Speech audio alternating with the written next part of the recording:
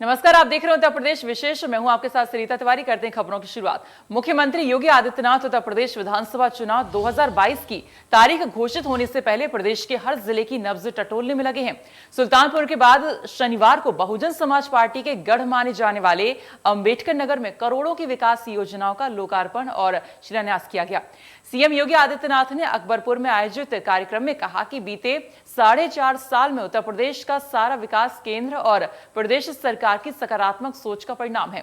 प्रदेश में विकास की परियोजनाएं केंद्र और प्रदेश सरकार की स्पष्ट मंशा को दर्शाती हैं। सीएम योगी आदित्यनाथ ने अंबेडकर नगर में 334 करोड़ 24 लाख रुपए की लागत की 99 विकास परियोजनाओं का लोकार्पण और शिलान्यास किया।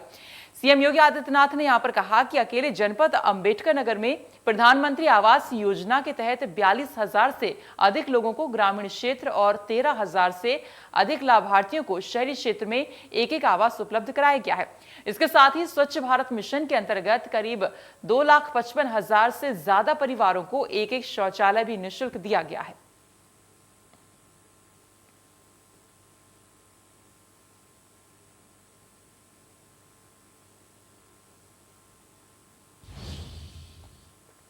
खबर है वाराणसी से, जहां पर सीएम योगी आदित्यनाथ का 2 दिवसीय दौरा है। आपको बता दें, CM Yogi Adityanath circuit house पहुंचे हैं। अधिकारियों संग विकास परियोजनाओं की समीक्षा बैठक यहां पर लेंगे।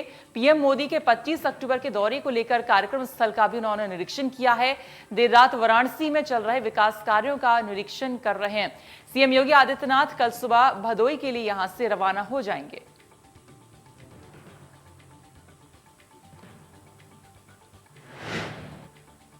कैबिनेट मंत्री सतीश महाना कानपुर में पत्रकारों से बातचीत करते हुए अपने क्षेत्र के विकास कार्यों को गिनाया भी और यहां बिजली, पानी और गंदगी एक बड़ी समस्या थी।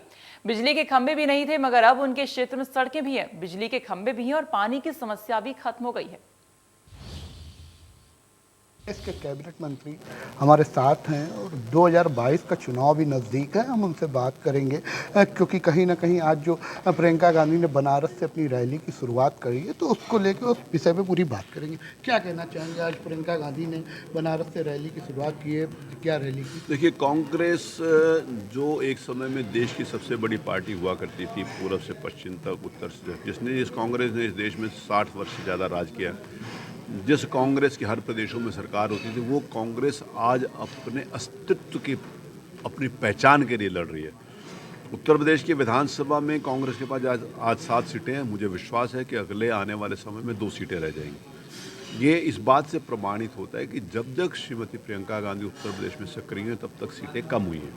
तो 2014 के लोकसभा के चुनाव में जब ये आई तो उसके पहले 21 सीटें थी, घटकर 2 रह गई।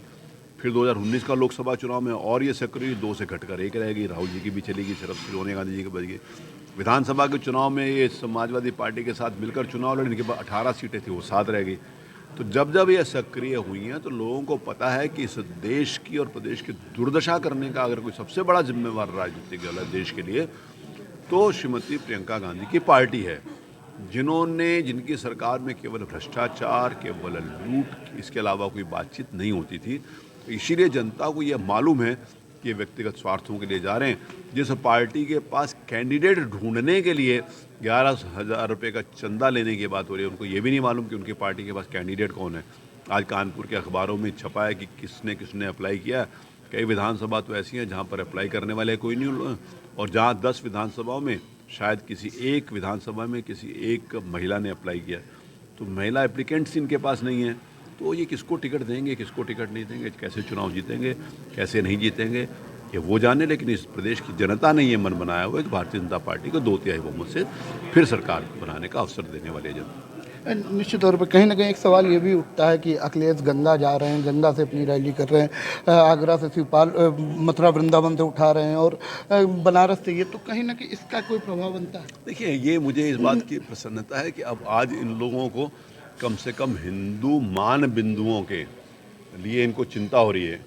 यही अखिलेश यादव और मायावती की पार्टी हैं जो नारा लगाते थे कि मिले मुलायम काशी राम, हवा में उड़ गए, तो यही तो नारा लगाया करते थे। यही कांग्रेस है जो मर्यादा पुरुषोत्तम भगवान राम के अस्तित्व के ऊपर प्रश्न कोर्ट में भी लगाती है कि भगवान थे भी कि नहीं थे।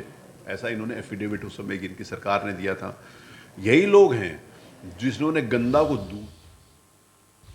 वहीं विधानसभा चुनाव 2022 को लेकर मेरठ की क्रांति धरा पर चुनावी आगाज करने पहुंचे एआईएमआईएम अध्यक्ष असदुद्दीन ओवैसी खूब गरजे।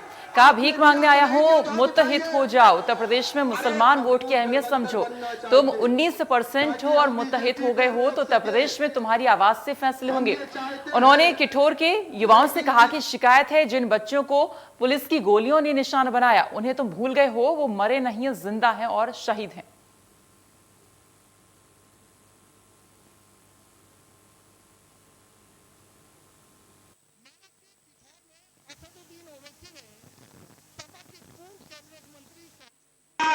का लोकसभा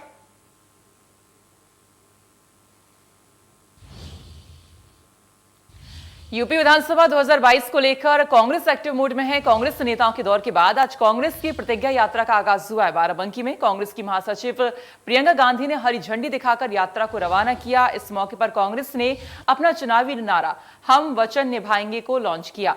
वहीं इस दौरान प्रियंका गांधी के कार्यक्रम के लिए जनपद इंटर कॉलेज हरख के मैदान में इकट्ठा हुए कांग्रेस पार्टी के समर्थकों को निराशा भी हाथ लगी। दरअसल वह प्रियंका गांधी के आने के इंतजार में बैठे रह गए, लेकिन प्रियंका गांधी वहां पहुंची नहीं। प्रियंका गांधी बदले हुए कार्यक्रम स्थल पर बने मंच से भाषण देने के बाद प्रतिज्ञा यात्रा को हरी झंडी दिखाकर सीधे वहीं से वापस रवाना हो गई।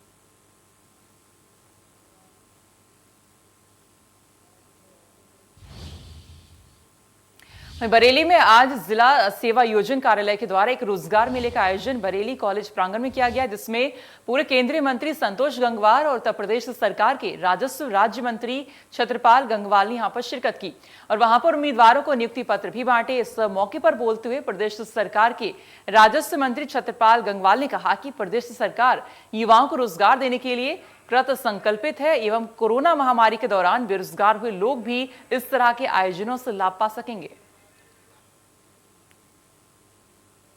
मेरे साथ मौजूद हैं इस समय राजस्व राज्य मंत्री छत्रपाल सिंह गंगवाल जी। उनसे बात करते हैं कि बरेली में आज एक शानदार रोजगार मेले का आयोजन किया गया था। किस तरह से ये आयोजन किया गया है और किस तरह से यहाँ पे अभ्यर्थी जो है वो लाभान्वित हुए हैं। सर, बहुत बहुत स्वागत है आपका इंडिया न्यूज में। किस तरह का आयोजन है और क्या कहना चाहेंगे? आपको और आपके न्यूज चैनल को बहुत बहुत धन्यवाद है। ये बरेली मंडल के बेरोजगार नौजवानों के लिए रोजगार देने की दृष्टि से मेले का आयोजन किया गया है हमारे रोजगार मंत्रालय के द्वारा। और इसमें प्राइवेट कंपनियां कुछ संविदा पर काम लेने के हिसाब से कुछ लोगों को संविदा पर भी ऐसा रोजगार मिले, ऐसे लोगों को भी यहाँ आमंत्रित किया है और अपने अपने काउंटर लगाए हैं और वहाँ पर उनका साक्षात्कार और उनका पंजीकरण हो रहा है। ऐसी बड़ी संख्या बेरोजगारों की यहाँ दिख रही है। इसमें प्रशिक्षित नौजवान भी हैं जो रोजगार चाहते हैं और अकुशल श्रमिक भी हैं, लेबर भी है, इस प्रकार के लोग भी दिख रहे हैं। ऐसे लोगों के लिए अपनी अपनी योग्यता प्रतिभा के आधार पर रोजगार मिलेगा, ऐसा मुझे विश्वास है। और लगभग 50 लाख से ज़्यादा ऐसी पूरे प्रदेश में ऐसे लोगों की संख्या है जो पंजीकृत हैं। उनको हमारी सरकार ने रोजगार दिया है। लगभग 4.5 लाख से ऊपर तो भिन्न भिन्न विभागों में भिन्न भिन्न पदों पर नियुक्तियां दी हैं हमारी सरकार ने और पूरी पारदर्शिता के साथ में नौकरियां दी हैं। और हमारे लोकप्रिय मुख्यमंत्री ने ही अपने हाथों से ही उनको नियुक्ति पत्र प्रदान किए हैं। और हर ज़िले में इस प्रकार के आयोजन करके जिस विभाग की नौकरियां हैं, हम सब जनप्रतिनिधियों को भी बुलाकर और उनके माध्यम से नियुक्ति पत्र प्रदान करवाए हैं। ये मेले का आयोजन आज हो रहा है।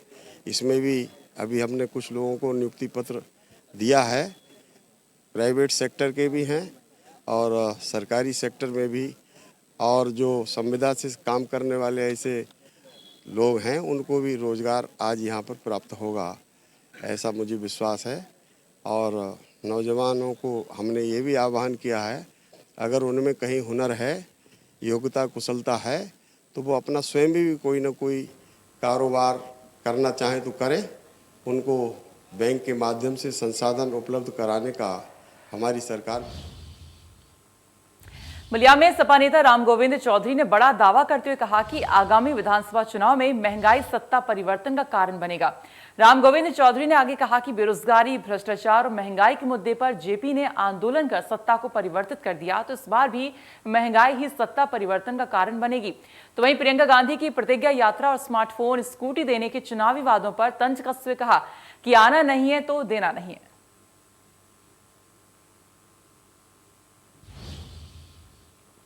हर साल की तरह इस साल भी करवा चौथ का त्योहार महिलाएं पति की लंबी उम्र के लिए करवा चौथ का व्रत रख के मनाएंगी। बाजार गुलजार है और लोग खास तौर पर महिलाएं भी बाजार में खरीदारी करने पहुंच रही हैं। वहीं इस बार महंगाई का असर बाजार में नजर आ रहा है। इंडिया न्यूज संवाददाता रवि कुमार ने बाजार से इसका जायजा लिया। आइए देखिए। करवा चौथ का त्यौहार मनाएंगी। बाजार देख सकते हैं कि बाजारों सजे हुए हैं और साफ तौर पे तमाम से खरीदारी करने के लिए जो महिलाएं वो यहाँ पर आई हुई हैं। हालांकि इस बार महंगाई की मार नजर आ रही है और उसकी वजह से खरीदारी किस तरह से हो रही है हम बात करेंगे। कुछ महिलाएं यहाँ पर आई हुई बाजार, उनसे बात करेंगे। ये बताइए अभी क्या खरीदारी कर रहे हैं? अभी करवा का पूरा सामान ले रहे हैं। कैलेंडर लिया है और ये सीट लिया है और वो करवा लिया है, ये दो सामान लिया है। कुछ महंगाई का असर है क्या बाजार में? नहीं, ऐसा तो कुछ नजर नहीं आ रहा है। इतना करवा इतने का ही, ये सीट 5 रुपए की पहले भी मिलती थी, अभी भी मिल रही है और ये भी कैलेंडर भी 5 रुपए का मिल रहा है। कुछ बहुत ज्यादा असर नहीं? नहीं, करवा पे तो कोई असर नहीं है। खाने पीने की कुछ चीजें महंगी हो गई, पेट्रोल डीजल का दाम बढ़ा हुआ है। वो बढ़ा है, लेकिन उससे कुछ असर हो रहा है? त्योहार पे कुछ फर्क नजर आएगा? नहीं, इतना थोड़ा बहुत तो महंगाई बढ़ती रहती है। मोदी जी हैं, सब बढ़िया बढ़िया है। त्योहार पे बहुत असर नहीं है? नहीं, बहुत असर नहीं है। जाहिर है त्योहार बहुत ज़्यादा असर नहीं है क्योंकि धूमधाम से त्यौहार आए, ये मनाने वाली महिलाएं देख सकते हैं तमाम सारी चीज़ें वो यहाँ पर जो व्रत संबंधी या उसके अलावा जो पूजा से इस्तेमाल के लिए चीज़ें वो यहाँ पर उपलब्ध है। कुछ लोग यहाँ पर आए हुए। भाई साहब, त्यौहार पे कुछ महंगाई का असर है क्या? बहुत ज़्यादा असर महंगाई का। क्या लग रहा है कुछ उसकी वजह से खरीदारी में कुछ असर हो रहा है? अरे बहुत सर महंगा हुआ, कम से कम 20% रुपये महंगे हुए हर एक चीज़ का। देखिए जैसे ये चीज़ें हैं, ऐसे आप जाइए 15 रुपये 20 रुपये का मिलेगा, आज 80 रुपये 90 रुपये का मिल रहा है। मैम क्या ले रही हैं अभी आप? क्या खरीदारी किया? करवा चौथ के सामान ले रहे हैं। कुछ बहुत महंगाई पे कुछ असर है क्या महंगाई का? महंगाई है, बहुत महंगाई है, कुछ नहीं कम है, कम भी नहीं कर रहे हैं लोग। महंगाई है, कम महंगा बहुत है भाई, मार्केट तो बहुत महंगा है। अभी मैं उधर से आई हूँ। एक ही 2 दिन का तो होता है, अब ऐसे तो है नहीं, एक ही 2 दिन का है जो भाई चलता है अपना। महंगाई की वजह से क्या कुछ खरीदारी में फर्क आ रहा है? मतलब ग्राहक आ रहे हैं, खरीदारी कर रहे हैं? ग्राहक तो आ रहे, जो आता है बार्गेनिंग करता है, क्या किया जाए। तब बार्गेनिंग करते इतने का जब खरीद नहीं कहाँ से देंगे? आप ही बताइए। हमने बताया तो लोगों को महंगा लगा, सोचे हम इतनी गड्डी रकम दे के आते हैं वहाँ पर, तब हम मान लाते हैं। तब कस्टमर नहीं सोचता है, हमारी भी महंगाई है। जाहिर है महंगाई का असर हर किसी में नजर आ रहा है। आप क्या लेने आई हैं अभी? नहीं लेना है कुछ महंगाई का कुछ असर है क्या बाजार में? जी, महंगाई है। तो क्या लग रहा है दीपावली का त्यौहार आने वाला है, इस त्यौहार पे क्या कुछ कटौती तो नहीं होगी खरीदारी में? पता नहीं, हमें नहीं। दूसरी चीजें भैया वो बच्चे भी यहाँ पर आए हुए हैं। कहीं ना कहीं अगर बात करें तो परिवार के साथ बच्चे भी खरीदारी करने आते हैं। यहाँ पर देख सकते हैं कि बाजार पूरी तरीके से गुलजार है, लोग नज़र आ रहे हैं। हालांकि जो महंगाई का असर है वो साफ तौर पे नज़र आ रहा है और लोगों को यही उम्मीद है कि शायद इस महंगाई से मार से कुछ राहत मिले। Ravi Kumar, India News, Lucknow. अपनी समस्याओं को लेकर धनौली और सिरोली के रहने वाले लोग पिछले 10 दिनों से आंदोलन कर रहे हैं, फिर भी अभी तक कोई अधिकारी उनकी समस्या को सुनने नहीं आया है। गांव वालों ने आरोप लगाते हुए कहा कि 1 दशक से सड़क पर जल भराव के चलते धनौली और सिरोली में बीमारियां फैल रही हैं। साथ ही गांव वालों ने सरकार पर आरोप लगाते हुए कहा कि सबका साथ सबका विकास का नारा देने वाली भाजपा के जनप्रतिनिधियों के कारण गाँव के लोग नारकीय जीवन जीने को मजबूर हैं। विकास कार्यों को लेकर ग्राम पंचायत धनौली और सिरौली के ग्रामीण अनशन पर बैठे हैं। 10 दिन गुजर जाने के बाद भी उनके पास कोई भी जनप्रतिनिधि समस्या सुनने तक नहीं पहुंचा है। हालांकि जिलाधिकारी पीएन सिंह ने ग्रामीणों की समस्या के निदान के आश्वासन तो दिया है, लेकिन ग्रामीणों का आक्रोश जनप्रतिनिधियों के खिलाफ रुकने का नाम नहीं ले रहा है। ग्रामीणों का मानना है कि जनप्रतिनिधियों की उदासीनता के चलते हम नरकीय जीवन जीने को मजबूर हैं। 2022 का चुनाव नज़दीक है, जनप्रतिनिधियों की उदासीनता कहीं बीजेपी को भारी न पड़ जाए। आगरा से मनोज चार, इंडिया न्यूज़। वहीं गाजीपुर बॉर्डर पर काफी संख्या में किसान टेंट लगाकर रह रहे हैं। किसान आंदोलन में लंबे समय से विभिन्न खेलों का भी आयोजन होता आ रहा है। किसानों ने गाजीपुर बॉर्डर पर एक अखाड़ा तैयार किया है। इस अखाड़े में हर रोज शाम को कबड्डी होती है। कबड्डी में बुजुर्ग किसान भी हिस्सा लेते हैं। बुजुर्ग किसान इस पारंपरिक खेल में अपने पुराने दाव आजमाते हैं। कई बार बुजुर्ग किसानों ने राकेश टिकैत को भी कबड्डी में चित कर दिया था।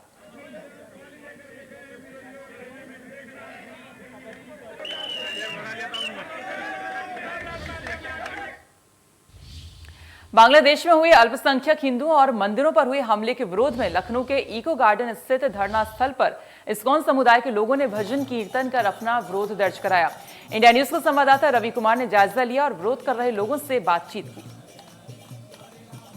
बांग्लादेश में हिंदुओं और मंदिरों पर हुए हमले के विरोध में जहां जगह जगह पर विरोध हो रहा है, वहीं लखनऊ में भी इस्कॉन से जुड़े हुए लोग हैं वो विरोध प्रदर्शन कर रहे हैं। तमाम सारे जो लोग हैं वो यहाँ पर विरोध करते नजर आ रहे हैं। हम लोगों से बात करने की कोशिश करेंगे। ये बताइए क्या कुछ विरोध है आप लोगों का? हमारा विरोध है जो बांग्लादेश सरकार में जहाँ पे वहाँ पे हमारे डिवोटी को मार दिया गया है, जला के उनकी बॉडी को तालाब में डाल दिया गया है। इसके लिए हम लोग पीस चाहते हैं। जो लोग इसमें दोषी हैं उनको सदी से सजा कार्रवाई करनी चाहिए। क्या कुछ मांग है आप लोगों की? विरोध कर रहे हैं हम लोगों को न्याय चाहिए और हम लोगों की इच्छा तो यही है कि विश्व में पूरी शांति हो और कोई किसी भी धर्म को उंगली तक ना उठा सके। इसके बारे में ये ऐसा न्याय होना चाहिए जो पूरे विश्व में नज़ीर बन जाए।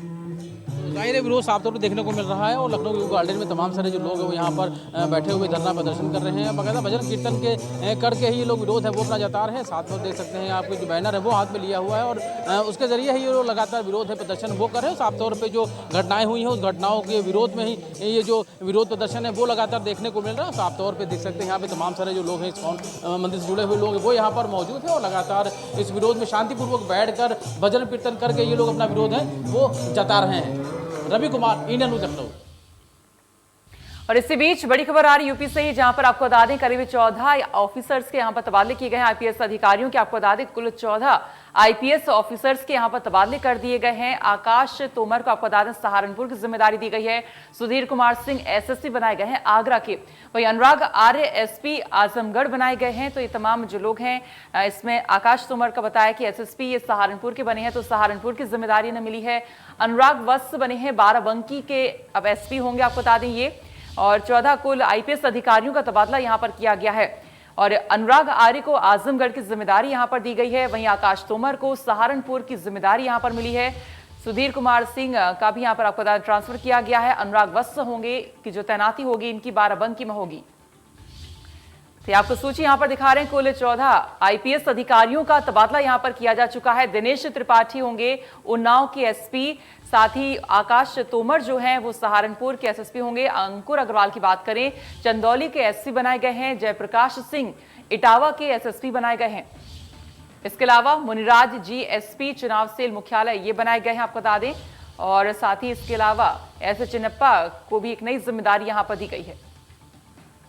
ब्रजेश कुमार सिंह एसपी एटीएस लखनऊ बनाए गए हैं। बड़ी खबर आपको बता रहे हैं अविनाश पांडे को सेनानायक 38 पीएससी अलीगढ़ से यहां पर बनाया गया आपको बता दें। इसके अलावा यमुना प्रसाद एसपी बने हैं क्षेत्रीय अभिसूचना बरेली के। इसके अलावा अमित कुमार द्वितीय डीसीपी बनाए गए हैं नोएडा कमिश्नरेट में। अखिलेश निगम एसपी बने हैं कोऑपरेटिव सेल लखनऊ के आपको बता दें। अनुराग वत्स को बाराबंकी की जिम्मेदारी यहां पर दी गई है। अंकुर अग्रवाल को चंदौली की जिम्मेदारी यहां पर मिली है। ब्रजेश कुमार सिंह एसपी एटीएस लखनऊ की जिम्मेदारी इनको दी गई है। आकाश तोमर को सहारनपुर की जिम्मेदारी दी गई है।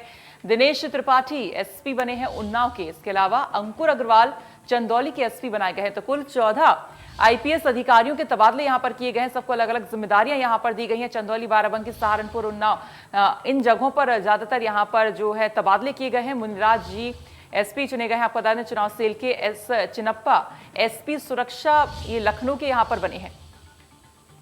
तो बड़ी खबर आपको बता रहे हैं यूपी के अंदर कुल 14 आईपीएस अधिकारियों के तबादले यहां पर किए गए हैं। दिनेश त्रिपाठी एसपी बनाए गए हैं उन्नाव के। अंकुर अग्रवाल को चंदौली का एसपी बनाया गया है।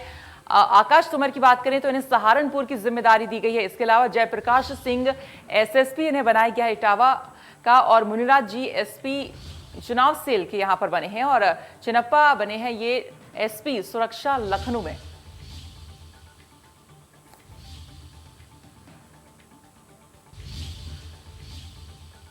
और फिलहाल इसी के साथ उत्तर प्रदेश विशेष में इतना ही, लेकिन आगे और भी खबरें जारी हैं। आप देखते रहिए इंडिया न्यूज। नमस्कार।